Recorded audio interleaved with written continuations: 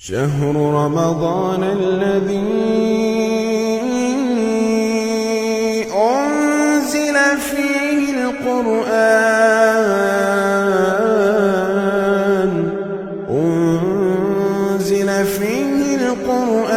هدى للناس وبينات من الهدى والفرقان.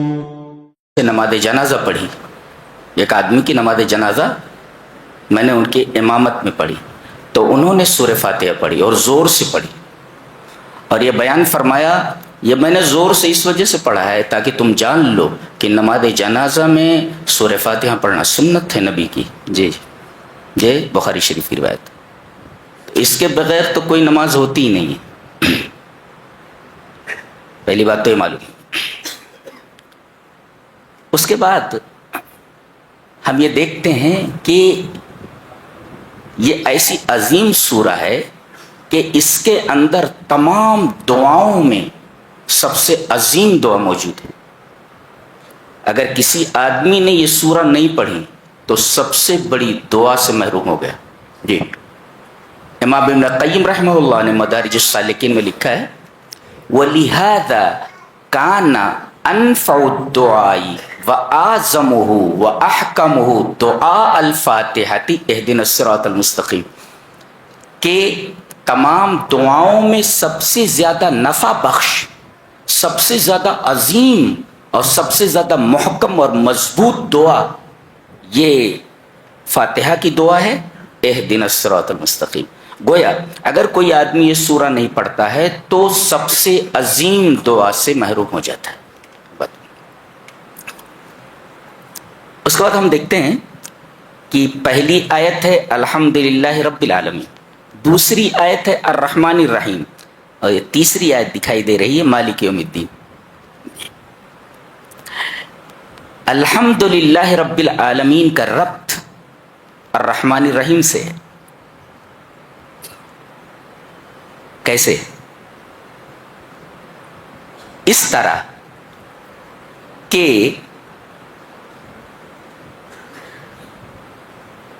کوئی کسی کی پرورش کر ہی نہیں سکتا جب تک کہ اس کے دل میں رحم نہ ہو. پرورش کے لیے رحم ضروری ہے، پرورش کے لیے رحم ضروری ہے. ماں باپ اپنے بچے کی تربیت اسی رحم کی بنا پر کرتے ہیں. اگر ان کے اندر یہ جذبہ رحم موجود نہ ہو وہ بچے کے لیے اپنی جان نچھاور نہیں کر سکتے. ماں باپ کیا کیا نہیں کرتے اپنے بچوں کے لیے. جی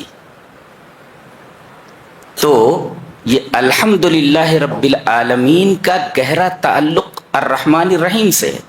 اچھا، اور الرحمن الرحیم کا تعلق مالک یوم الدین سے، یہ بھی ایک عجیب بات ہے. الرحمن الرحیم کا تعلق مالک یوم الدین سے کیسے؟ نبی اکرم صلی اللہ علیہ وسلم کی ایک حدیث ہے جسے امام مسلم رحمہ اللہ مسلم شریف میں لائے ہیں کہ اللہ تبارک و تعالی نے رحم کے 100 حصے کیے، رحم کو پیدا فرمایا اور رحم کو پیدا کرنے کے بعد اس کے 100 اجزاء کیے، 99 اپنے پاس رکھ لیے اور ایک دنیا میں بھیج دیا. حدیث کے الفاظ ہیں 100 حصے کیے فَجَعَلَ مِنْهَا فِي الْأَرْضِ رَحْمَةً فَبِهَا تَعْطِفُ الْوَالِدَةُ عَلَى وَلَدِهَا فَإِذَا كَانَ يَوْمُ الْقِيَامَةِ أَكْمَلَهَا بِهَذِهِ الرَّحْمَةِ. کیا بات، سبحان اللہ وبحمدہ. نبی اکرم صلی اللہ علیہ وسلم نے ارشاد فرمایا کہ اللہ تبارک و تعالی نے رحم کے یہ جو 100 حصے کیے ہیں 99 اپنے پاس رکھا ہے اور ایک زمین میں رکھ دیا ہے، اور اسی ایک حصے کی وجہ سے ماں اپنے بچے پر رحم کرتی ہے. آپ کو عجیب نہیں لگ رہا ہے کہ اللہ تبارک و تعالی نے رحم کے تذکرے کے ساتھ اپنے رسول سے یہ کہلوایا کہ رحم کے تعلق سے بات کرتے ہوئے ماں کا حوالہ دے، باپ نہیں کہا گیا. لِأَنَّ حُنُوَّهَا أَشَدْ وَعَاطِفَتُهَا أَرَقُّ، اس لیے کہ ماں کی جو محبت ہوتی ہے وہ باپ کے مقابلے میں اپنے بچے سے بہت زیادہ ہوتی. ماں مارنے لگے تو بچہ اپنا سر ماں کی گود میں ڈالتا چلا جاتا، تو مارتی رہتی ہے اور وہ اپنا سر ماں کی گود میں ڈالتا رہتا ہے. باپ اگر مارے تو بھاگ جاتا ہے، لیکن ماں مارتی ہے تو جتنا مارتی ہے اتنا وہ اپنا سر اپنی ماں کی گود میں ڈالتا ہے. اسی وجہ سے اللہ تبارک و تعالی نے رحم کا حوالہ دیتے ہوئے کہ میں کتنا رحیم ہوں، اس کا ایک منظر دیکھنا ہو تو ماں کو دیکھ لو. فَبِهَا تَعْطِفُ الْوَالِدَةُ عَلَى وَلَدِهَا. بڑی عجیب بات ہے. رحم کا حوالہ دیتے ہوئے اللہ تبارک و تعالیٰ کے ماں کی تمثیل دی گئی، ماں کی مثال دی گئی، والدہ کی. فَبِهَا تَعْطِفُ الْوَالِدَةُ لَلْوَالِدِ فَبِهَا تَعْطِفُ الْوَالِدَةُ عَلَى وَلَدِهَا. اچھا، تو ماں جب ایک رحم کے حصے سے اتنی محبت کرتی ہے، میرا خیال ہے کہ اگر بچہ پورے بدن کا خون مانگے تو ماں پیچھے نہیں ہٹے، پورے بدن کا خون دے دے. اسی وجہ سے اس کے قدموں کے نیچے جنت ہے. حدیث ہے جی. ایک صاحب نے پوچھا ماں کے قدموں کے نیچے جنت ہے تو باپ؟ میں نے بتایا کہ باپ کا جوتا وہ جنت تک پہنچنے کا راستہ بتاتا ہے. دونوں گویا کہ تربیت میں دونوں کا رول ہوتا ہے. اچھا، ماں کے پاس فون آیا، اٹھا کر کے بات کر رہی، بچہ کہیں باہر پڑھ رہا ہے، ابھی بات ہو ہی رہی ہے، پیچھے باپ کھڑا ہوا ہے، اس سے کہہ دو فکر نہ کرے، پیسے بھیج دیتا ہوں. پیچھے کھڑا. رحم کے ایک حصے کو پا کر اپنے بچوں کے لیے سب کچھ قربان کر دیتے ہیں باپ. بتائیے جس کے پاس 99 حصے ہوں وہ کتنا رحیم ہو اپنے بندوں پر، اپنے بندوں پر کس قدر رحیم ہوگا. اگلا ٹکڑا، رحم کا ایک حصہ دنیا میں ڈال دیا ہے. پھر 99. فَإِذَا كَانَ يَوْمُ الْقِيَامَةِ. اب دیکھو مالک یوم الدین، جب قیامت کا دن ہوگا تو اکملها بهذه الرحمہ، اللہ تبارک و تعالی اس رحمت کے ذریعے اپنے رحم کو کامل کرے گا. نہیں سمجھ میں آیا؟ 99 ہے نا، تو اب 100 جب ملائیں گے تب نہ مکمل ہوگی عدد 100 کی. 100% کب ہوگا؟ 100 کب ہوگا؟ جب یہ حصہ 99 میں ملا لیا جائے گا. تو اللہ تبارک و تعالی وہ 99 حصہ جو اس نے اپنے پاس رکھ رکھا ہے، یہ حصہ بھی اس کے ساتھ ملا کر 100 کر لے گا، اور پھر اپنے موحد بندوں جنہوں نے دنیا میں اللہ کے ساتھ شرک نہیں کیا ہوگا، ان 100 حصوں کے ساتھ ان کے اوپر رحم کرے گا. لہذا اللہ تبارک و تعالیٰ کی رحمت سے مایوس ہونے کا سوال ہی پیدا نہیں ہوتا. شاید آپ نے غور نہیں کیا کہ یہاں پر رحم کے 2 الفاظ لائے، جو صفتیں لائی گئی، اور دونوں صفتیں رحمت پر دلالت کرتی ہیں، الرحمن اور الرحیم. اس میں نقطہ یہ ہے کہ الرحمن ایک ایسی صفت ہے جو اللہ کی تمام صفتوں میں سے کسی صفت کے ساتھ نہیں آتی. آئے گی تو رحیم کے ساتھ آئے گی، آئے گی تو تنہا آئے گی، اور اگر جڑ کر آئے گی تو صرف صفت رحیم کے ساتھ آتی.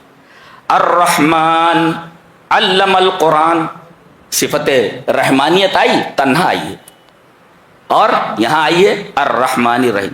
یہ جب جڑتی ہے تو صرف رحیم کے ساتھ جڑتی ہے، اور آتی ہے تو تنہا آتی ہے، اللہ کی کسی اور صفت کے ساتھ یہ صفت نہیں جڑتی ہے. کون سی؟ الرحمن.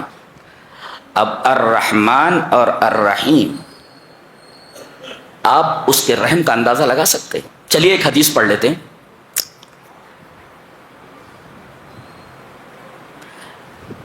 وعن ابن عباس رضی اللہ تعالی عنہما ان النبی صلی اللہ علیہ وسلم قال لما اغرق اللہ فرعون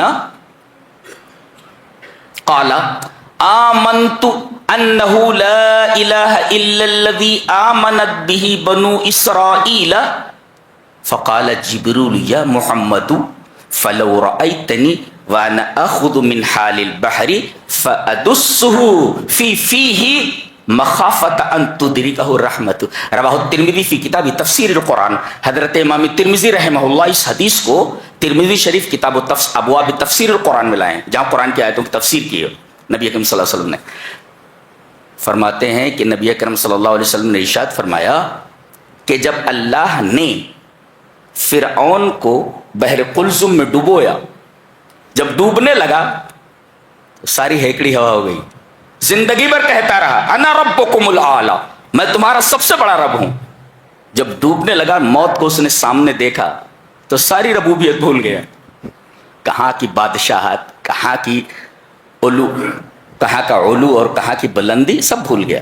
کہنے لگا آمنت، میں ایمان لایا، انہ لا الہ الا، اس ذات کے علاوہ کوئی معبود نہیں جس ذات پر بنو اسرائیل ارے اتنا گھما پھرا کر کہنے کی کیا ضرورت تھی؟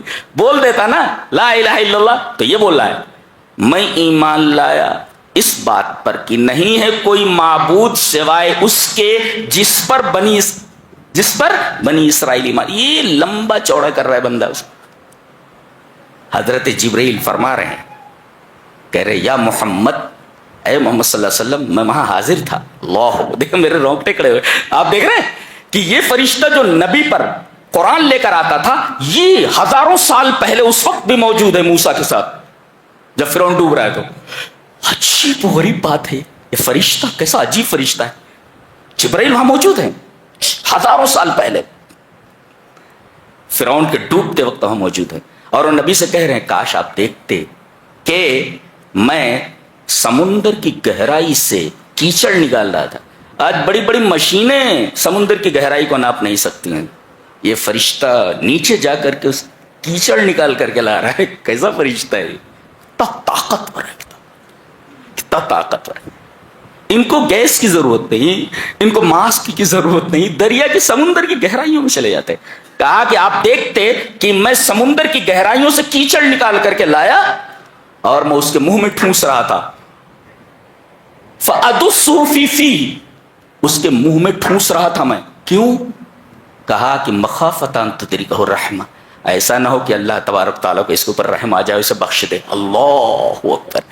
فرعون یہ ظلم کا استعارہ ہے. فرعون جب بولتے ہیں تو آدمی کے ذہن میں ظلم ہی ظلم نظر آتا ہے.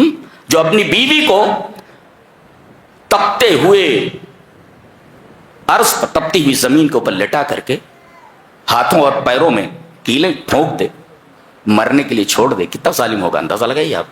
تو فرعون کا لفظ جب بولا جاتا ہے تو ذہن میں ظلم کی مختلف انواع گھومنے لگتی ہیں. گویا کہ فرعون کا لفظ یہ ظلم کا استعارہ ہے. ایسے ظالم کے بارے میں وہ کہہ رہے ہیں کہ میں ڈرا کہیں اللہ تبارک و تعالی اس کے اوپر نہ رحم کر دے. مخافۃ ان تدرکہ الرحمہ. اللہ، سمجھ میں آیا کتنا رحیم ہے وہ. جی جی. ایک چیز اور سمجھ میں آئی کہ الحمدللہ رب العالمین کا تعلق الرحمن الرحیم سے کیوں ہے. الحمدللہ، اس کے بعد الرحمن،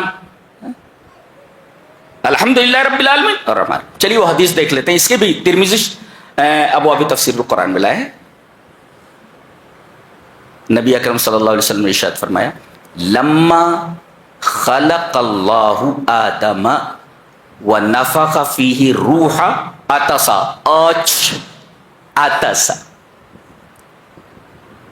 فقال الحمد للہ فحمد اللہ بإذنہ فقال له ربه رحمك الله يا آدم. رواه الترمذی فی ابواب تفسیر القرآن. اللہ کے رسول صلی اللہ علیہ وسلم نے ارشاد فرمایا جب اللہ تبارک و تعالی نے حضرت آدم کا پتلا جنت میں بنایا، پتلا بہت دنوں تک ویسے کھڑا رہا، مٹی کا بنا ہوا. اللہ تبارک تعالیٰ نے جب اس کے اندر روح پھونکی، پتہ یہ چلا کہ انسان صرف جسم نہیں ہے، مادہ نہیں ہے، بلکہ روح اور جسم کا مرکب ہے. تو جس طریقے سے جسم کی کچھ ڈیمانڈ ہیں اور اسے پورا کرنا پڑتا ہے، اسے روح کی بھی ڈیمانڈ ہے، اس کو پورا کرنا ضروری ہے. جی. تو اللہ تبارک و تعالیٰ نے جب ان کے اندر روح پھونکی تو جب روح سر میں پہنچی، روح جب سر میں پہنچی تو انہیں چھینک آئی، اسنیز کیا انہوں نے، کہا الحمدللہ. پہلے ان کی زبان سے نکلا، ہمارے ابا کی زبان سے کیا نکلا؟ الحمدللہ، اللہ کی تعریف نکلی. اور ان کو کیسے پتا چلا کہ یہ بولنا چاہیے؟ آگے جواب دیا گیا فحمید اللہ بإذنہ، اللہ نے ان کو سکھایا اور اللہ کے اذن سے وہ بولے کہ چھینک آئے تو کیا کرنا چاہیے. انہوں نے کہا الحمدللہ. فقال له ربه, تو ان کے رب نے ان سے کہا رحمک اللہ یا آدم, اے آدم اللہ تیرے اوپر رحم کرے. آپ دیکھ رہے ہیں آپ, الحمدللہ انہوں نے کہا تو اللہ نے فرمایا اللہ تیرے اوپر رحم کرے. یہ الحمدللہ رب العالمین کا ربط ہے الرحمن الرحیم سے, سمجھ گئے. اور پھر الرحمن الرحیم کا تعلق, اس کا ربط مالک یوم الدین سے ہے.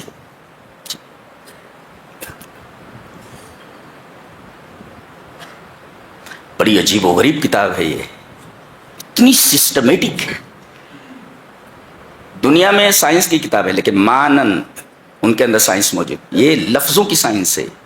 کائنات میں ایسی کتاب موجود نہیں. جو لفظ جہاں رکھ دیا گیا ہے وہاں سے اس لفظ کو ہٹا کر اس کے معنی میں کوئی اور لفظ وہاں رکھ دیا جائے, وہ معنی نہیں بنتا. جی نہیں بنتا. لفظوں کی سائنس. کائنات میں ایسی کتاب موجود نہیں ہے, آپ سمجھ لیں.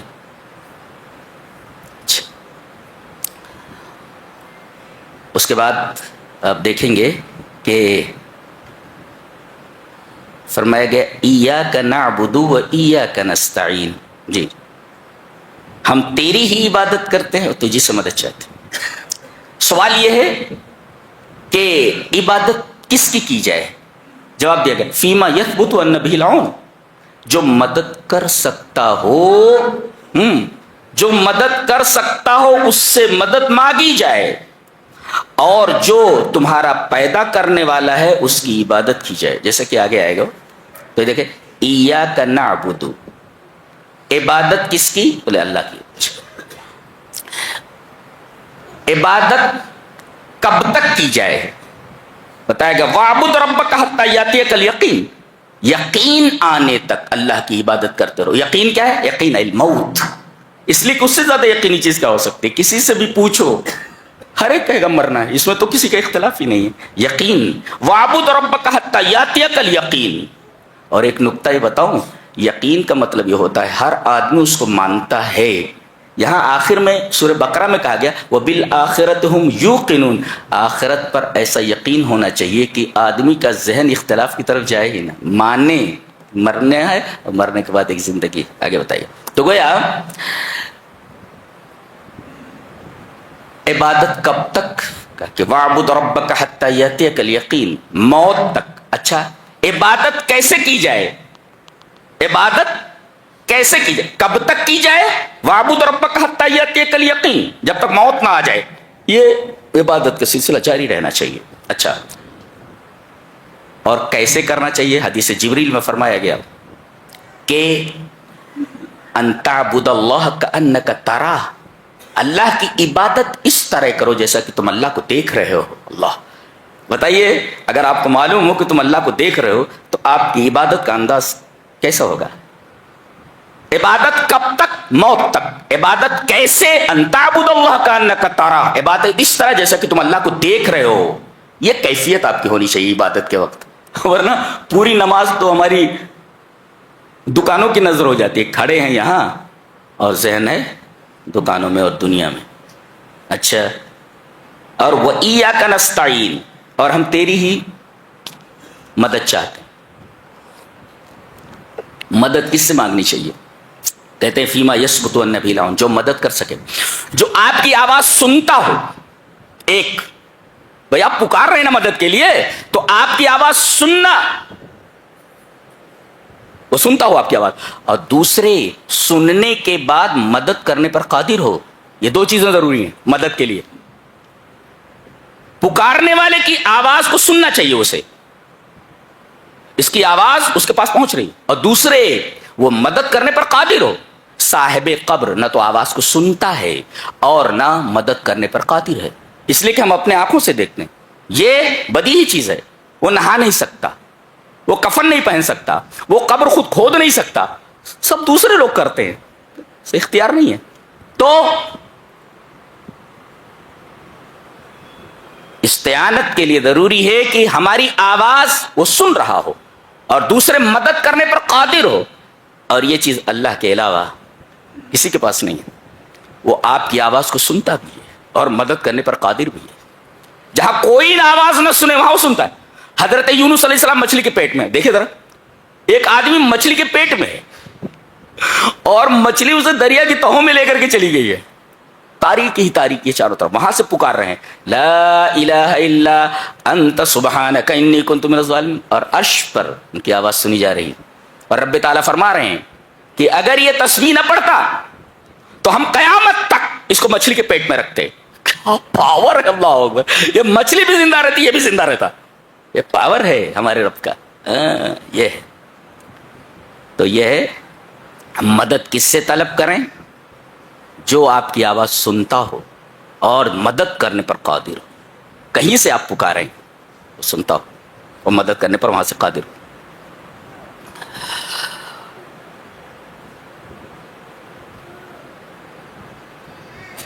اس کے بعد ہم دیکھتے ہیں سورہ بقرہ ہے. سورہ بقرہ یہ قرآن حکیم کی سب سے بڑی سورہ ہے. اس کے اندر علماء نے لکھا ہے کہ 1000 امر ہے. امر کا مطلب ڈو اٹ، کرو. امر کسے کہتے؟ ڈو اٹ، اسے کرو. 1000 امر ہیں، یعنی یہ کہا گیا یہ 1000 چیزیں ایسی ہیں کہ you have to do it, تمہیں کرنا ہی ہے، ڈو اٹ، کرو اس کو. اچھا، اور 1000 نہیں ہے، یعنی ڈونٹ ڈو اٹ، اسے تمہیں نہیں کرنا ہے. 1000 احکام ایسے ہیں جن کے بارے میں کہا گیا کہ you have to do it, یعنی ڈو اٹ، کرو. اور 1000 احکام ایسے ہیں جن کے بارے میں کہا گیا ڈونٹ ڈو اٹ، اسے نہیں کرنا ہے. 1000 امر اور 1000 نہیں، اور 1000 خبر ہے. خبر کا مطلب اطلاع دی جا رہی ہے کہ یہ چیزیں ذہن میں رکھو، تمہیں معلوم نہیں ہے. اس طرح یہ سورہ کریمہ جو 1000 امر، 1000 نہیں اور 1000 خبر لیے ہوئے ہے، زندگی کا ایک نظام کامل لیے ہوئے ہے. یہ سورہ پورا نظام زندگی اپنے اندر لیے ہوئے ہے. اتنی عجیب و غریب سورہ ہے یہ معمولی سورہ نہیں ہے. بتائیے 1000 امر، 1000 نہیں، 1000 خبر، پورا نظام زندگی، منہج شامل الحیات، پوری زندگی کے لیے ایک مکمل ضابطہ حیات ہے خالی یہی سورہ. کون سی ایسی سورہ ہے جس میں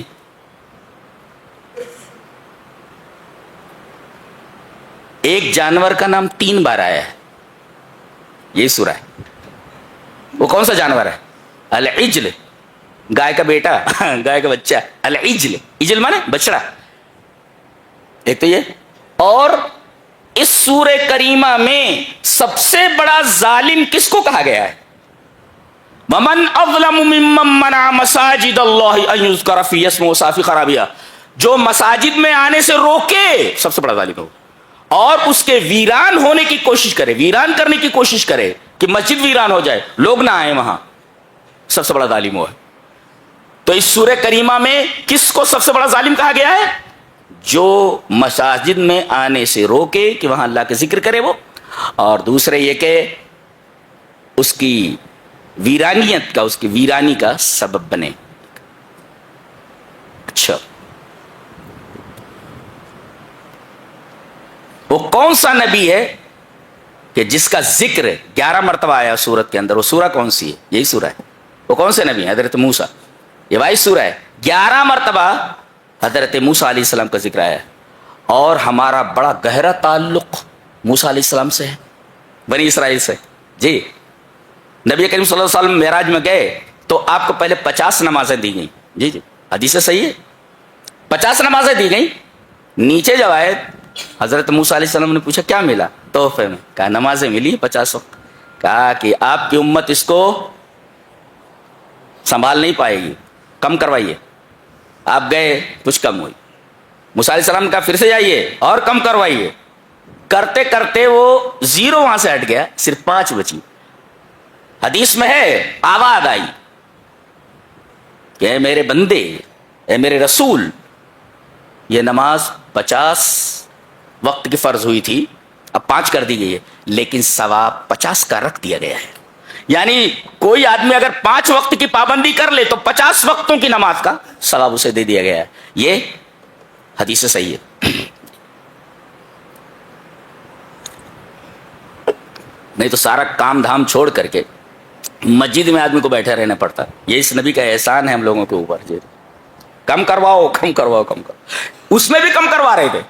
حضرت موسیٰ بولے جائیے اور کم کروائیے. مجھے امت کو ڈیل کرنے کا بڑا گہرا تجربہ ہے, میں آپ سے پہلے ہوں, میں نے دیکھا امت کیسے ہوتی ہے. کم کروائیے. کہا کہ اب مجھے اپنے رب کے پاس جاتے ہوئے شرم آتی. جی تو یہ سورہ بقرہ ہے. اس میں سب سے پہلے جو ہے ذالک الکتاب, کتاب تو سامنے ہے, دس بک ایسا بولنا چاہیے نا. اللہ فرما رہا دیٹ بک, وہ کتاب تو سامنے ہے. یہ کہنا چاہیے ھذا الکتاب لا ریب فیہ, اس کتاب کے اندر کوئی شک نہیں. یہ کہا جا رہا ہے ذالک الکتاب لا ریب, وہ کتاب کون سی؟ یہاں بتایا گیا کہ ھذا کے بجائے دس کے بجائے دیٹ جو لایا گیا ہے, نقطہ یہ ہے کہ اس کی بلندی کی طرف دیٹ کے ذریعے اشارہ کیا جاتا ہے. کوئی چیز دور ہو تو وہ ایسا that boy who is running on the road, تو یہ وہ ایسا کرتے, وہ کہا گیا یہ کتاب جو ہے نا وہ ہے. وہ کون سی؟ جہاں اتنی دور ہے, وہ اتنی دور ہے, وہ اشارے بعید ہے, اتنی دور ہے جہاں محرفین کے تحریف کے ہاتھ وہاں تک نہیں پہنچ سکتے کہ اس کتاب میں تحریف کر سکیں. جی وہ اتنی دور ہے کہ پرانی نہیں ہو سکتی. جی ہمیشہ نئی چیزیں سامنے آتی ہیں. جی اور یہ کتاب ایسی ہے جو شک سے بہت دور ہے. یہ کتاب ایسی ہے جو تعارض اور اختلاف سے بہت دور ہے. یہ ذالک لا کر کے جو بتایا گیا کہ دور, اشارے بعید جو لایا گیا, کیوں لایا گیا؟ یہ بتانے کے لیے. کیا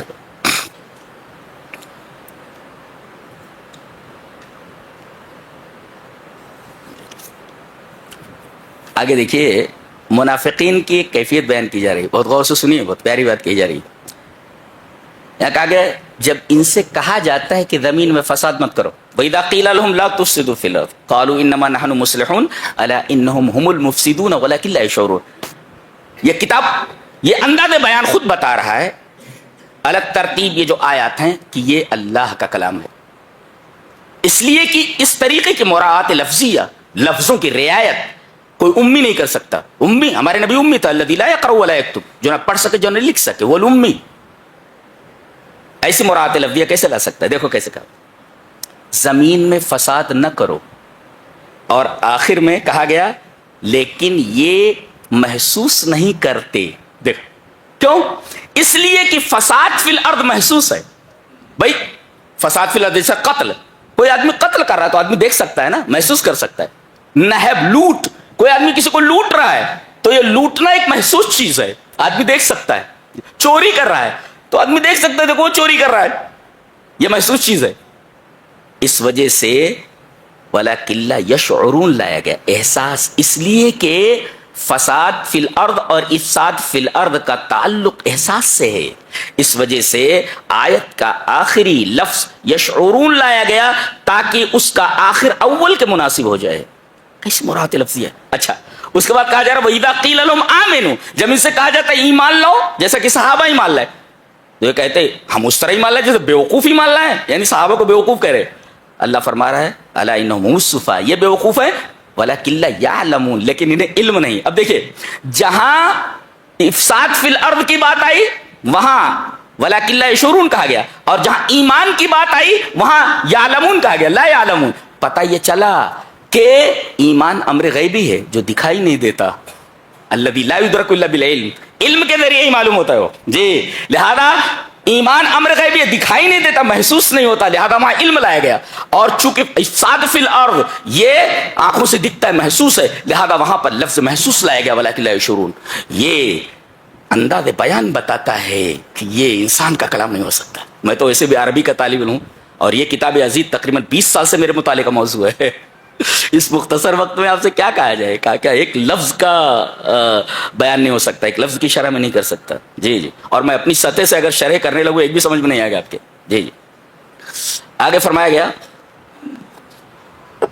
اللہ نے اس پہلی سورہ کے اندر ایک سب سے پہلے پوری انسانیت کو مخاطب کر کے فرمایا. مخاطب کون ہے؟ پوری انسانیت. اور مخاطب کون ہے؟ اللہ. مخاطب کون؟ اللہ. اور مخاطب کون؟ پوری انسانیت.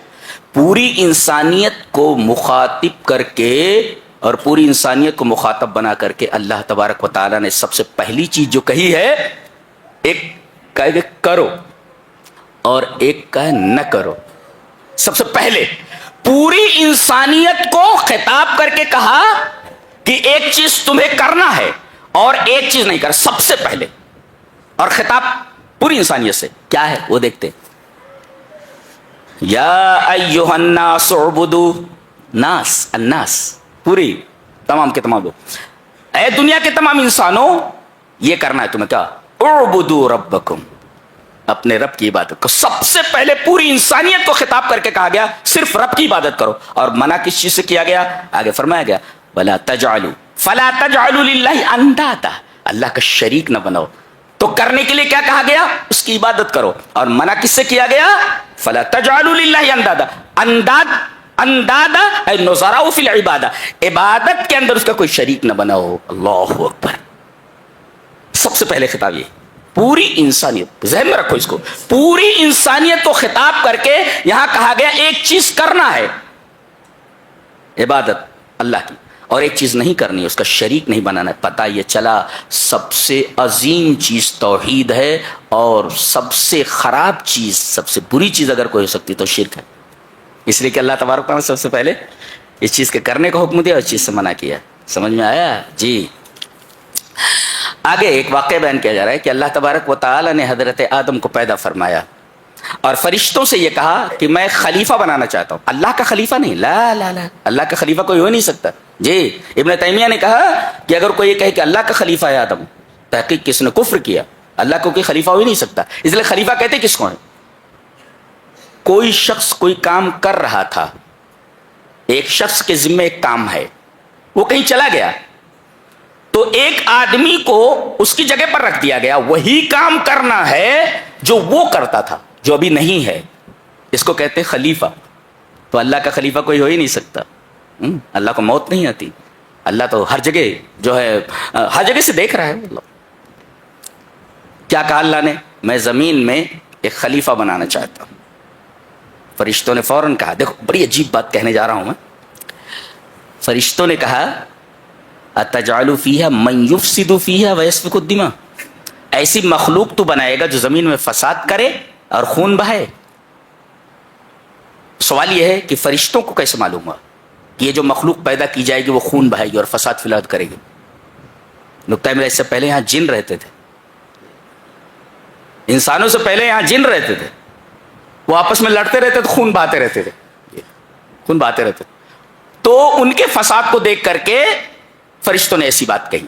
جی جی ایک بات تو یہ. اور دوسرے آپ دیکھیں کہ پہلے کہا کہ زمین میں فساد کرنا، اس کے بعد کہا کہ خون بہانا. پتہ یہ چلا کہ من اعظم الفساد فی الارض، من اعظم فساد فی الارض سفک الدماء، روئے زمین پر سب سے بڑا فساد کسی کا مرڈر کرنا ہے. آج تو انسانی جانیں کس قدر ارزاں ہو گئی ہیں، بات بات پر آدمی کو موت کے گھاٹ اتار دیا جاتا ہے. اللہ یہ دیکھو نوری مخلوق کہہ رہی ہے کہ سب سے بڑا فساد فی الارض خون بہانا ہے، مرڈر کرنا ہے لوگوں کا. اور قیامت کے دن عبادات میں سب سے پہلے سوال نماز کے بارے میں ہوگا، اور معاملات کے بارے میں سب سے پہلا سوال خون کے بارے میں ہوگا. اور یہ اتنا بڑا گناہ ہے کہ سب سے پہلا گناہ جس نے کیا یہ قتل والا، وہ قابیل ہے، آدم کا بیٹا ہے. اب جتنے بھی قتل ہوں گے اور قتل کا جو گناہ رہے گا اس کا ایک حصہ اس کے اوپر لادا جاتا رہے گا قیامت تک.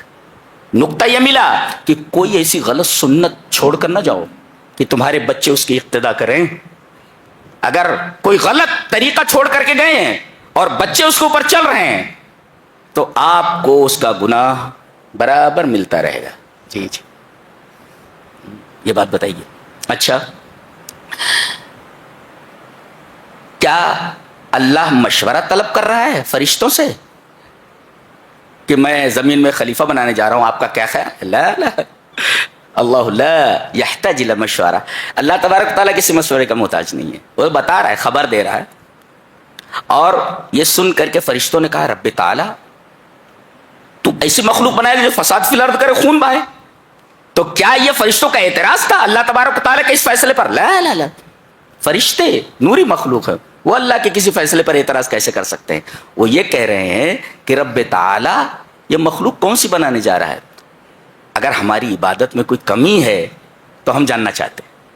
ویسے ہم تیری تسبیح و تقدیس تو کر ہی رہے ہیں، دیکھو وَنَحْنُ نُسَبِّحُ بِحَمْدِكَ اور عجیب بات یہ ہے کہ یہ نحنو نسبح جملہ اسمیہ ہے، اور جملہ اسمیہ یہ استمرار اور دوام پر دلالت کرتا ہے، یعنی فرشتے ایک لمحہ بھی تسبیح سے غافل نہیں ہوتے۔ اللہ اکبر، جملہ اسمیہ ہے، نحن نسبح۔ تو یہ دیکھو، ایک ہے تسبیح، ایک ہے تحمید اور ایک ہے تقدیس، تینوں کا فرق سمجھے۔ وَنَحْنُ نُسَبِّحُ بِحَمْدِكَ وَنُقَدِّسُ لَكَ، تو ایک ہے تسبیح، تسبیح کسے کہتے ہیں؟ نفی ما لا یلیق بہ، اللہ تبارک و تعالی سے ایسی صفات کی نفی کرنا جو اس کے شایان شان نہیں ہے۔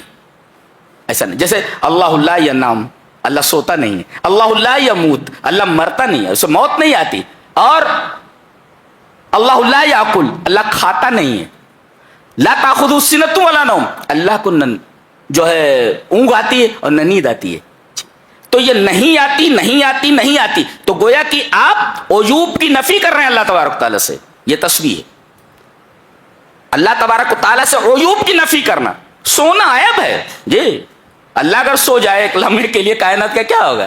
تو اللہ لا ینام، اللہ سوتا، اللہ کھانے کا محتاج نہیں ہے، اللہ لا یاکل، تو نہیں ہے نہیں ہے نہیں، یہ ہے تسبیح۔ اور تقدیس کسے کہتے ہیں؟ اس بات ما یلیق بہ، ان تمام صفات کا اس بات کرنا جو اس کے شایان شان ہے۔ کیا؟ اللہ رحیم، اللہ غفور، اللہ رحمان، اللہ رحیم وغیرہ، یہ ساری چیزیں، اللہ رازق، اللہ رزاق، تو یہ ساری چیزیں جو آپ ثابت کر رہے ہیں یہ ہے تقدیس۔ نفی کرنا یہ تسبیح ہے، اور ثابت کرنا تمام صفات کمالیہ کو یہ ہے تقدیس۔ اچھا، حمد کسے کہتے ہیں؟ حمد کہتے ہیں اللہ تبارک و تعالی کی تعریف کرنا اس کی صفات کمال پر۔ گویا کہ صفات تحمید کے اندر تین چیزیں ہیں، کیا؟ ایک تو ہے ثنا، تعریف، اور دوسرا ہے محبت، اور تیسرے تعظیم۔ یہ ثنا پلس محبت پلس تعظیم از اکول ٹو تحمید۔ اسی وجہ سے کہا گیا ہے وَنَحْنُ نُسَبِّحُ بِحَمْدِكَ، تسبیح کے بعد تحمید ہے، تحمید میں تعریف کرنا اللہ تبارک تعالیٰ۔ ہم اس وجہ سے اللہ کی تعریف کر رہے ہیں کہ وہ غفور رحیم ہے، ہم اس وجہ سے اللہ تبارک تعالیٰ کی تعریف کر رہے ہیں کہ وہ رب العالمین ہے، تو یہ ہے تحمید۔ تو سمجھ میں آیا؟ تسبیح کا مطلب ہوتا ہے اللہ سے عیوب کی نفی کرنا، لا لا ینام، اللہ لا یک۔ اچھا، تقدیس کسے کہتے ہیں؟ تمام صفات کمالیہ کو اس کے لیے ثابت کرنا، اللہ غفور ہے، رحیم ہے وغیرہ۔ اور تحمید کسے کہتے ہیں؟ تحمید میں تین چیزیں ہیں، ایک تو ثنا ہے، تعریف، میں اس وجہ سے اللہ کی تعریف کر رہا ہوں کہ وہ غفور رحیم۔ تو تحمید کا مطلب ہے کہ الثنا پلس محبت اور پلس تعظیم از اکول ٹو تحمید۔ یہ دیکھو، یہ وَنَحْنُ نُسَبِّحُ بِحَمْدِكَ وَنُقَدِّسُ لَكَ، ہم اس کے لیے کافی ہیں، تیری تسبیح بیان کرتے ہیں، تیری تقدیس کرتے ہیں۔ عبادت میں کیا کمی ہے کوئی ہماری؟ اللہ نے فرمایا انی عالم ما لا تعلمون، میں جو جانتا ہوں تم نہیں جانتے۔ جی بس بات ختم ہو گئی، بات ختم ہو گئی۔ اس کے بعد کہا جا رہا ہے کہ اللہ تبارک و تعالیٰ نے فرشتوں کے ساتھ وہ شیطان کو لگایا ہوا تھا، اور اللہ کو معلوم تھا کہ یہ بہت بڑا بدماش ہے۔ جب آدم کو پیدا کیا تو فرشتوں کے ساتھ اس کو بھی حکم دیا گیا کہ آدم کو سجدہ کر، سجدہ نہیں کیا اس نے، ابا واستکبر وکان من الکافرین، جی انکار کیا اس نے۔ یہاں ایک بات قابل غور ہے کہ اللہ نے حکم دیا نہیں کیا، ایک غلطی دونوں سے ہوئی، آدم سے بھی غلطی ہوئی اور ابلیس سے بھی غلطی ہوئی۔ ایک سے کہا گیا تھا کر، نہیں کیا، اور ایک سے کہا گیا تھا نہ کر لیا۔ اس سے کہا گیا تھا سجدہ کر، نہیں کیا، اور آدم اور حوا سے کیا کہا تھا لا تقرب هذه الشجرہ، اس درخت کا پھل نہ کھانا، کھا لیا۔ ایک سے کہا گیا تھا کر، نہیں کیا، اور ایک سے کہا گیا تھا نہ کر لیا۔ غلطی دونوں سے۔ اس میں سب سے بڑا گناہ کون سا؟ آدم والا گناہ کہ ابلیس والا؟ ابلیس کا گناہ سب سے بڑا ہے۔ اللہ کسی چیز کے کرنے کا حکم دے، بندہ نہ کرے، یہ بڑا گناہ ہے۔ اور اللہ نے کسی چیز کے بارے میں کہا اسے نہیں کرنا ہے، کر لیا، تو یہ گناہ تو ہے مگر چھوٹا گناہ ہے۔ بڑا گناہ کون سا ہے؟ کرنے کا حکم دے اور بندہ نہ کرے، یہ بڑا گناہ ہے۔ اور اللہ نے کسی چیز سے منع کیا، نہیں کر رہا ہے، اور اگر آدمی کر لیتا ہے تو یہ گناہ تو ہے مگر چھوٹا گناہ ہے۔ تو بڑا گناہ کون سا؟ اس کا گناہ ہے. کرنے کا حکم دیا اور نہیں کیا. تو شیطان کا جو ہے یہ گناہ جو تھا یہ آدم کے گناہ سے بڑا تھا. اسی وجہ سے اللہ تعالیٰ نے توبہ کی توفیق آدم کو دی. اسے توفیق نہیں ملی, اسے توفیق نہیں ملی. اور عجیب بات یہ ہے کہ دونوں نے رب کہہ کر کے اللہ سے دعا مانگی. انہوں نے کہا ربنا ظلمنا انفسنا, اے ہمارے رب ہم نے اپنے نفسوں کے اوپر ظلم کیا. گویا کہ اپنے گناہ کا اعتراف کیا, انہوں نے گناہ ہو گیا میرے رب. تو گویا کہ آدمیت یہ ہے, انسانیت یہ ہے کہ آدمی جب غلطی کا ارتکاب کرے تو اپنی غلطی کو تسلیم کرے اور اللہ سے اپنی غلطی کی معافی مانگے. اور شیطانیت کیا ہے؟ اپنی غلطی پر جمع رہے اور اس سے 1 انچ ہٹنے کے لیے تیار نہ ہو. کسی نے کہا تھا کہ غلطیوں پر سرکشی کا اضافہ نہ کرو, اس لیے کہ اللہ کے ہاں غلطی قابل معافی ہے, سرکشی قابل معافی نہیں. تو آدم سے غلطی ہوئی معاف کر دیے گئے, شیطان سے سرکشی ہوئی معاف نہیں کیا گیا. اچھا دونوں نے دعا کی, انہوں نے کہا ربنا ظلمنا انفسنا, معاف کر دیے گئے. اس نے کیا کہا رب انظرنی الی یوم یبعثون, میرے رب. اچھا دیکھو دونوں نے کسی کا وسیلہ نہیں لیا ہے. آدم و حوا نے بھی ڈائریکٹ کہا ہے ہمارے رب, اور اس نے بھی وسیلہ نہیں لیا, ڈائریکٹ بول رہا ہے رب انظرنی الی یوم یبعثون. اور پوری دنیا کو یہ باور کرانے پر لگا ہوا ہے کہ بغیر وسیلے کی دعا قبول ہی نہیں ہوتی. کتنا بدماش ہے دیکھو, یہ تو الٹے کام ہے اس کے. پوری دنیا کو اس پر لگا رہا ہے کہ بغیر وسیلے کی دعا قبول نہیں ہوتی, اور بغیر وسیلے کی دعا مانگی ہے اس نے رب انظرنی الی یوم یبعثون. اچھا اس نے کہا کہ چونکہ اس کی وجہ سے میں گمراہ ہوا آدم سے, یہ دشمنی میں نہیں بھولتا, اس کو بھی میں دیکھتا ہوں اور اس کے اولاد کو بھی دیکھتا ہوں, اس کو بھی دیکھتا ہوں. اور ان کو کیسے دیکھا؟ جنت سے نکلوا دیا, جنت سے نکلوا دیا. اور ہمارے پیچھے جو پڑا ہوا ہے تقریباً 90-95% سب ٹریک سے ہٹ گئے ہیں, سب ٹریک سے ہٹ گئے ہیں. اتنا کامیاب ہے. اور کیا بولا؟ جو راستہ جنت کی طرف جاتا ہے صراط مستقیم, میں اسی پر بیٹھا ہوں. دیکھو اسی میں کہا گیا اہدنا الصراط المستقیم, اسی راستے پر بیٹھا ہوا ہے.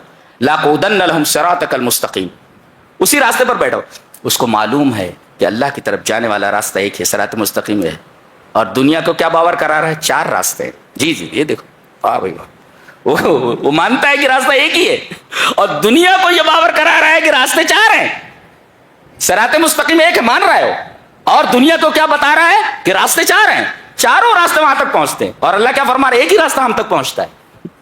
ایسا کر رہے, سارے کام الٹے کر رہا ہے, سارے کام الٹے کر رہا ہے.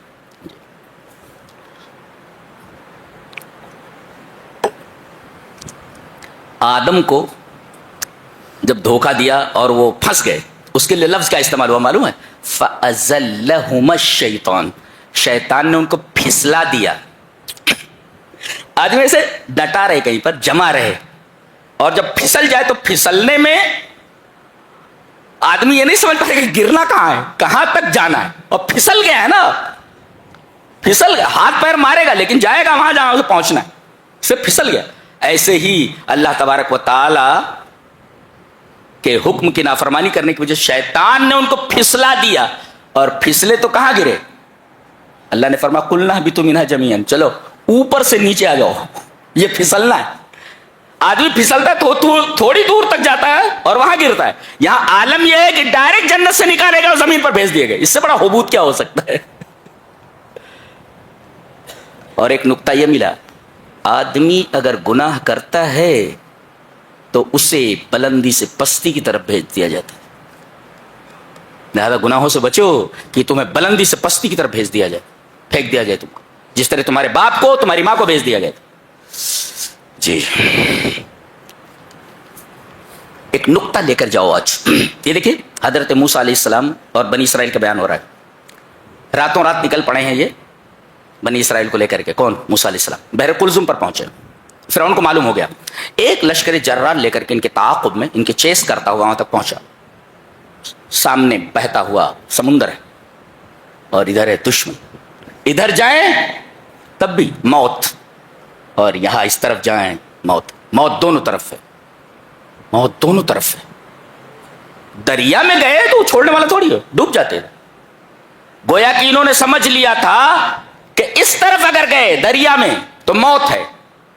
سب کو یقین تھا کہ اس میں ہماری ہلاکت ہے. رب تعالی نے وہاں سے راستہ نکال دیا جہاں یہ سمجھ رہے تھے کہ ہمارے لیے یہ ہلاکت کا سبب ہے. تو تم اللہ والے ہو جاؤ، راستہ بند ہو تو راستہ کھل جاتا ہے. دیکھیں دریا بہ رہا ہے، خوفناک ہے، آدمی کودے مر جائے، لیکن اللہ تبارک و تعالیٰ نے دریا ہی میں سے راستہ دے دیا، جہاں سے بچنے کا سوال پیدا نہیں ہوتا تھا وہاں سے نکال دیا. تو آدمی تصور بھی نہیں کر سکتا کہ ہم کہاں سے بچ سکتے ہیں. اللہ تبارک و تعالیٰ نے ایک بند چیز کو کھول دیا، اور اس کے لیے لفظ کیا استعمال کیا، وہی فرقنا بکم البحر. فرق کا مطلب ہوتا ہے، فرق کہتے ہیں مانگ کو، مانگ کہتے ہیں بیچ سے اسے نکالا گیا تو کچھ بال ادھر آ گئے کچھ بال ادھر آ گئے، تو بیچ میں جو وہ مانگ بولتے اس کو مانگ. ایسے ہی دریا میں راستہ بن گیا. فرق کسی کو بولتا ہے، فرق. اچھی بات، جس کو سمجھ رہے تھے کہ اس میں ہلاکت ہے، اللہ تبارک و تعالیٰ نے ان کو بچنے کا راستہ بنا دیا سمندر کو. تو آپ فیصلہ نہیں کر سکتے کہ یہ ہمارے لیے بہتر ہے یا ہمارے لیے بہتر نہیں ہے. اچھا ایک نکتہ اور، بنی اسرائیل نے یہ سمجھا کہ اس میں ہلاکت ہے تو راستہ کھول دیا گیا. اچھا ٹھیک ہے، راستہ کھولنے کے بعد کیا ہوا، فَأَنْجَيْنَاكُمْ، ہم نے تم کو نجات دے دی، تم بچ گئے اس راستے. فرعون اور اس کے لشکر نے دیکھا کہ اس راستے سے بنی اسرائیل بچ کر نکل گئے ہیں، ہم بھی بچ کر نکل جائیں گے. گئے اور ڈوب گئے. ایسا دیکھو راستہ ایک ہے، مگر ایک کے لیے وہ کشادگی مصیبت بن گئی، موت کا سبب بن گئی، اور ایک کی نجات کا سبب بن گئی. راستہ ایک ہی ہے، راستہ ایک ہے. اس کا مطلب یہ ہوا کہ ساری چیز اللہ تبارک و تعالیٰ کے ہاتھ میں ہے. ایک کشادگی نظر آ رہی ہے سامنے، بنی اسرائیل نکل گئے، اور اسی کشادگی میں جب یہ فرعون کا گزر ہوا اپنے لشکر کے ساتھ، وہ ڈوب گیا. تو بندہ کوئی چیز مانگتا ہے، اللہ مجھے یہ چاہیے، اگر نہ ملے تو یہ سمجھے کہ یہ چیز میرے لیے مضر ہے، اسی وجہ سے رب تعالیٰ مجھے نہیں دے رہے ہیں. ہم یہ سمجھتے ہیں ہمارے لیے کچھ، فرعون نے سمجھا یہ ہمارے لیے کشادگی ہے، راستہ بنا ہوا ہے نا، لیکن وہ کشادگی نہیں تھی اس کے لیے. جیسے ہی گھسا پانی بند ہو گیا اسی کے اوپر. کیا بات، آگے فرمایا گیا، بڑی عجیب بات کہی جا رہی. میدان تیہ میں ہے، پیاس لگی، بہت ڈیزرٹ میں پانی کہاں ہے، پورا چاروں طرف ڈیزرٹ، بیونڈ ڈیزرٹ، رب جو ہے سہارا ہی سہارا ہے، سو دکھائی نہیں دے رہا ہے پانی، وہاں سوال ہی پیدا نہیں ہوتا. کہا کہ موسیٰ اپنے رب سے بولو نا کہ ہمارے لیے پانی کا انتظام کرے. رب تعالیٰ پانی چاہیے ان کو. بڑی عجیب قوم تھی، بڑی عجیب قوم. اللہ تبارک تعالیٰ نے فرمایا وَإِذِ اسْتَسْقَىٰ مُوسَىٰ لِقَوْمِهِ فَقُلْنَا اضْرِب بِّعَصَاكَ الْحَجَرَ. موسیٰ علیہ السلام سے جب ان کے قوم نے کہا کہ پانی چاہیے تو انہوں نے اللہ سے دعا کی، تو اللہ نے فرمایا فَقُلْنَا، ہم نے کہا کیا، اضْرِب بِّعَصَاكَ الْحَجَرَ، اپنے عصا کو، اپنی لاٹھی کو اس پتھر کے اوپر مارو. پتھر ایک ہے. انہوں نے لاٹھی ماری اور وہ پتھر پھٹ گیا اور اس سے 12 چشمے نکل پڑے. منہ 12 عینا، 12 چشمے نکل پڑے پتھر سے. لاٹھی وہی ہے، پتھر پر مارا تو پتھر پانی بن گیا، اور جب پانی پر مارا تو پانی پتھر بن گیا. سمجھ میں آیا؟ پتھر پر مارا تو پتھر پانی بن گیا، اور وہی لاٹھی ہے سمندر کے کنارے ہیں. اب کریں تو کیا، تو وہاں بھی اللہ نے فرمایا، یہاں کہا اضرب بعصاک الحجر، پتھر پر مارو، وہاں کہا اضرب بعصاک البحر، دریا کے اوپر سونٹا مارو، لاٹھی مارو، دریا کے اوپر راستہ بن گیا، اور دونوں طرف کا پانی کالطود العظیم، پتھر کی طرح کھڑا ہو گیا. جی عصا وہی ہے، پتھر پر مارا تو پتھر پانی بن گیا. عصا وہی ہے، پانی پر مارا پتھر بن گیا. کیسے؟ اس لیے کہ ہم نے کہا ہے. اللہ فرما رہا ہے فقلنا، ہم نے کہا.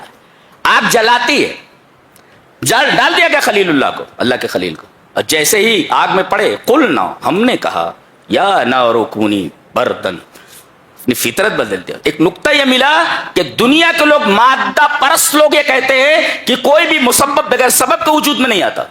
پانی برس ہی نہیں سکتا جب بدلی نظر نہ آئے. جی اللہ فرماتا ہے ہم بغیر بادل کے برسات کر سکتے ہیں. جی ہم سبب کا محتاج نہیں، ہم سبب کا محتاج نہیں. ہم سبب کے محتاج نہیں. دنیا یہ کہتی ہے جب تک سبب نہ ہو مسبب وجود میں نہیں ہوتا. اللہ تبارک و تعالیٰ نے اپنے بنائے ہوئے قوانین کو توڑ کر کے بتایا کہ ہر چیز، ہر مسبب سبب کا محتاج نہیں ہوتا. ہم جب چاہیں تب اپنے بنائے ہوئے قانون کو توڑ دیں. ہم اپنے بنائے ہوئے قانون کے محتاج نہیں، اس کے پابند نہیں ہم. اللہ اکبر. ہم اپنے بنائے ہوئے قانون کے پابند نہیں ہیں. یہ ہمارا رب ہے، یہ ہمارا رب ہے. سمجھ میں آیا؟ جی. آگے ایک واقعہ بیان کیا جا رہا ہے. ایک مرڈر ہو گیا تھا. کہاں؟ موسیٰ علیہ السلام کے زمانے میں. قاتل نہیں مل رہا تھا. ہو از دا کلر؟ قاتل کون پتہ نہیں چل رہا تھا. اب یہ لوگ آئے، کہا کہ موسیٰ اپنے رب سے بولو کہ وہ بتائے کہ قاتل کون ہے. اللہ تبارک تعالیٰ نے اس کا ایک حل بتایا. کیا؟ کہا کہ ایک گائے ذبح کرو اور اس کا ایک حصہ لے کر کے وہ مردے سے لگاؤ، مس کرو. مردہ زندہ ہو کر کے بتا دے گا کہ میرا قاتل کون ہے. اچھا، اب یہ آنا کانی کرنے لگے. کیوں؟ یہ سورہ کریمہ بقرہ کے نام پہ ہے. کیوں؟ اس لیے کہ قصۃ البقرہ قصۃ مرکزی ہے. مرکزی قصہ یہ اسی گائے کا قصہ ہے. اسی وجہ سے اسی کے نام سے یہ سورہ رکھی گئی، سورہ بقرہ. اچھا، گائے کو ذبح کرنے کا حکم کیوں دیا گیا؟ گائے کو کیونکہ ان لوگوں نے بچڑے کی پوجا کرنی شروع کر دی تھی. کہا کہ ماہی کو مار دو، ماں کو ذبح کر دو، تاکہ پتہ چلے کہ جس نے پیدا کیا ہے وہ کچھ نہیں کر سکتی تو یہ کیا کر لے گا. جی، لِأَنَّهَا أُمُّ الْأَجَلِ، اس لیے کہ وہ بچڑے کی ماں ہے. اور یہ لوگ بچڑے کی پوجا کرنے لگے تھے. حضرت موسیٰ علیہ السلام کوہ طور پر جب چلے گئے تھے تو ماں کو ذبح کرنے کا حکم دے دیا گیا. بس ابھی آنا کانی کرنے لگے، اس لیے کہ بچڑے کی محبت ان کے دلوں میں پیوست تھی. آنا کانی کر رہے تھے. کیسی ہونی چاہیے رنگ؟ اچھا، آخر میں پوچھا رنگ کیسا ہونا چاہیے. اچھا، اللہ نے فرمایا اچھا رنگ چاہیے. بقرۃ صفرا، پیلے رنگ کے ہو جائے. ایلو کلر ہونا چاہیے. Aloe colour. ایلو کلر کیوں کہا گیا؟ بقرۃ صفرا. بقرۃ حمرا کیوں نہیں؟ لال کیوں نہیں؟ اس لیے کہ یہ جو پیلی جو ہوتی ہے گائے نادر ہوتی ہے. لِأَنَّ اللَّوْنَ الْأَصْفَرَ نادر فی البقرہ. گائے میں یہ رنگ نادر ہوتا ہے، ریئر ہوتا ہے، شاذ ہوتا ہے. اور جانتے ہیں ڈھونڈتے ڈھونڈتے کہاں پہنچے؟ ایک یتیم بچہ تھا. مفسرین نے لکھا ہے کہ اس یتیم بچے کے پاس تھی وہ گائے، اس رنگ کی ایک ہی گائے ملی وہ. اور کہا کہ اس کے چمڑے بھر کر ہمیں سونا چاہیے، تب ہم دیں گے گائے کو. پتہ یہ چلا کہ آدمی جب اللہ کے احکام میں تشدد اختیار کرنے لگتا ہے تو اللہ تبارک تعالیٰ اس پر احکام کو شدید کر دیتا، سخت کر دیتا ہے. جی. اور ایک نقطہ عجیب بڑا سا، جی یہ لے کر کے جاؤ. کیا آگے بتایا گیا؟ ثم قست قلوبکم من بعد ذلک فہی کالحجارۃ او اشد قسوہ. یہ واقعہ بیان کرنے کے بعد یہ کیوں کہا گیا تمہارے دل سخت ہو گئے؟ پتہ یہ چلا کہ اللہ تبارک و تعالیٰ کے احکام سے جتنا آدمی دور ہوتا جائے گا اس کا دل سخت ہوتا جائے گا. اور جب دل سخت ہو جائے تو اس کے سدھرنے کا امکان نہیں ہوتا. جی جی جی.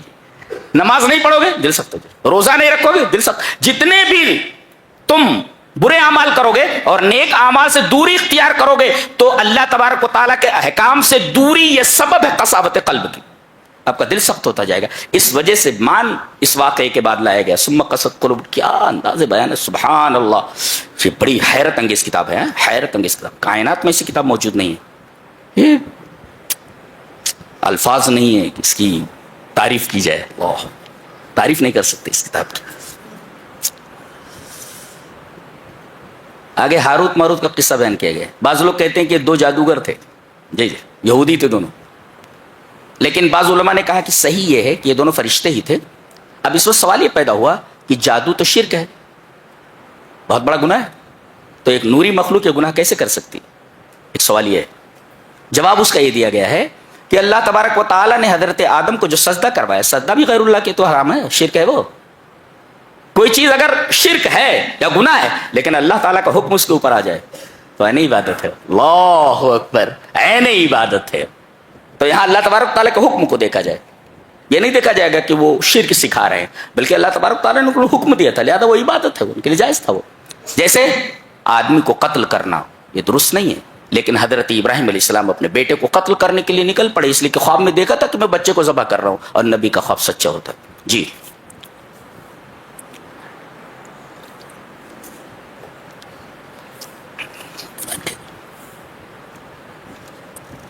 بیان کیا جائے. سبحان اللہ و بحمدہ. بڑی عجیب کتاب ہے. آخر میں فرمایا گیا کہ باپ کو چاہیے خاص طور سے کہ اپنے بچوں کی تربیت زندگی کی آخری سانس تک کرتا رہے. یہ بتائے ام کنتم شہداء اذ حضر یعقوب الموت. حضرت یعقوب علیہ السلام کے پاس موت آ گئی, تمام بیٹوں کو بلایا. اذ قال لبنیہ ما تعبدون من بعدی. دیکھو موت کا وقت ہے, جا رہے ہیں دنیا سے, اپنے بچوں سے کہہ رہے عبادت کس کی کرو گے میرے بعد. اللہ اکبر. بچے بڑے بھی ہو جائیں تو باپ کو چاہیے کہ ان کی تربیت کرتا رہے. تربیت کا یہ سلسلہ موت تک ختم نہیں ہوتا, باپ کی ذمہ داری ختم نہیں ہوتی. ویسے بھی ماں باپ کی ذمہ داری کہاں ختم ہوتی ہے. میرا پوتا ہے وہ, اور رات میں وہ جب جھڑکتے اڑکتے ہیں تو بھاگ کر کے نیچے آ جاتا ہے, میرے پاس سو جاتا ہے. اب میں بیوی سے بولتا رہتا ہوں, اب یہ بچوں کے ساتھ جو ہے پہلے ان کو سنبھالا, ہاں ان کے لیے ٹینشن لیا, اب یہ دیکھو دوسرا ٹینشن کھڑا کر کے بیٹھے, اب ان کو سنبھالو. پہلے بیٹوں کو بچوں کو سنبھالا, اب ان کو سنبھالو, ان کے بچوں کو سنبھالو, بچوں کو سنبھالو ان کے. تو یہ زندگی, آدمی یہ سمجھتا ہے کہ اب مجھے آرام مل جائے گا, اب مجھے آرام مل جائے گا. آرام کبھی بھی نہیں ملتا جی. مصیبتوں کا سلسلہ موت تک ختم نہیں ہوتا.